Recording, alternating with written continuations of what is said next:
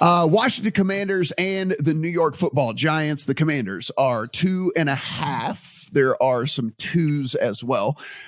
Point road favorites here over the Giants, a total of 40.5.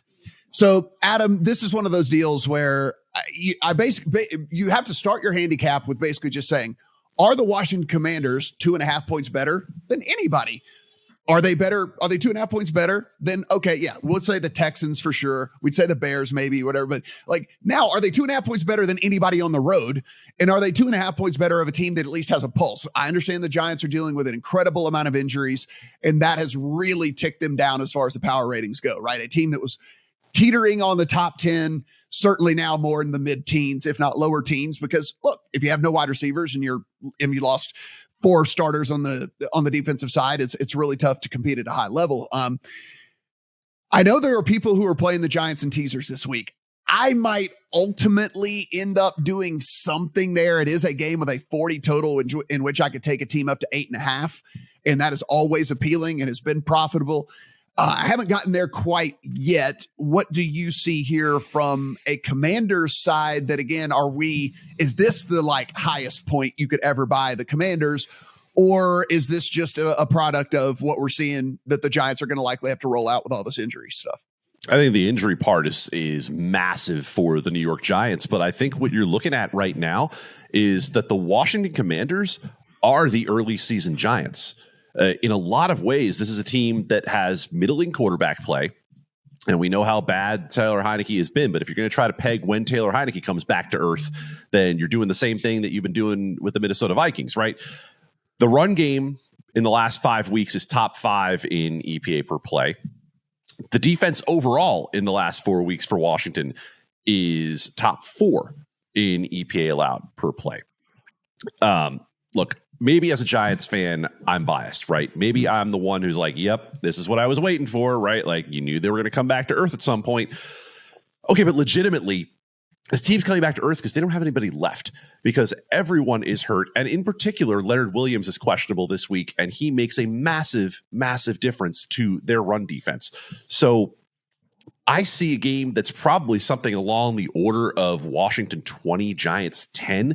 That keeps me off the potential teaser with the Giants. I know it's a system play, right? To get a home dog plus 8.5, 40 points. If you want to play it, I can't begrudge you that. I think that's a smart play based on the system. But as someone who watches the Giants every week, the injuries and the lack of talent appear to have caught up to the Giants in a noticeable way now.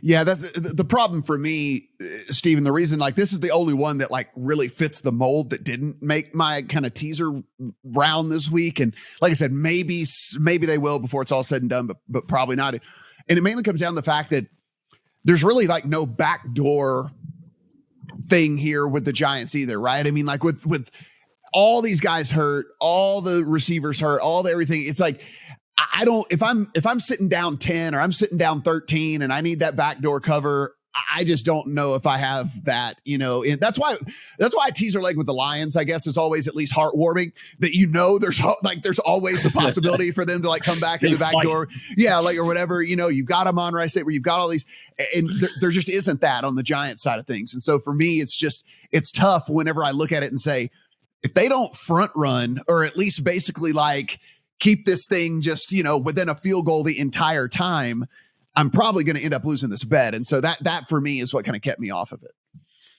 This is going to stun you, Matt, but a bet that you and Adam are hesitant to make, I fired.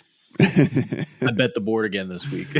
So, I mean, let's start from the beginning here at the look ahead line. This line has moved 1.5 points from the look ahead after the Giants didn't have any players left against one of the most explosive, ferocious defenses in the league. What did people think was going to happen against the Cowboys on Thanksgiving? Exactly what we all thought was going to happen. And that was worth moving 1.5 points for this game against Washington. I didn't think that made any sense, especially now that we're starting to see a little bit more optimism on the injury report. I think that's why we're starting to see these 2.5s disappear. I think maybe early in the week, the Sharps were just hoping and praying a 3 would pop for the Giants. It never came. And now they're like, okay, well, let's just get it on the Giants anyway. So it's 2.5 still at a couple spots, but we're seeing 2s, seeing a 1.5 again.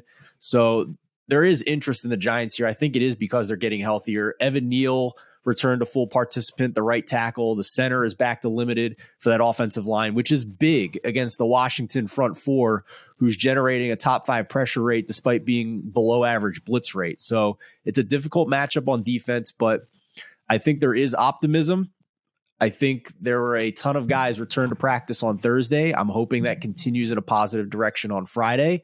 So we'll see how that goes, but very happy to bet against Taylor Heineke winning by 2 scores in a teaser leg here after for weeks we talked about how he's just been an inconsistent quarterback and really should have more turnovers than what he has at this point. So yeah, I'm in, man. Giants plus 8.5 is good with me. Well, like I said, look, taking 8.5 in a game with 40, especially with a home dog like this, is in years past, that is an auto play. You don't even handicap it. You're not worried about anything like that. I mean, and like I said, I might end up with some sort of something on the Giants.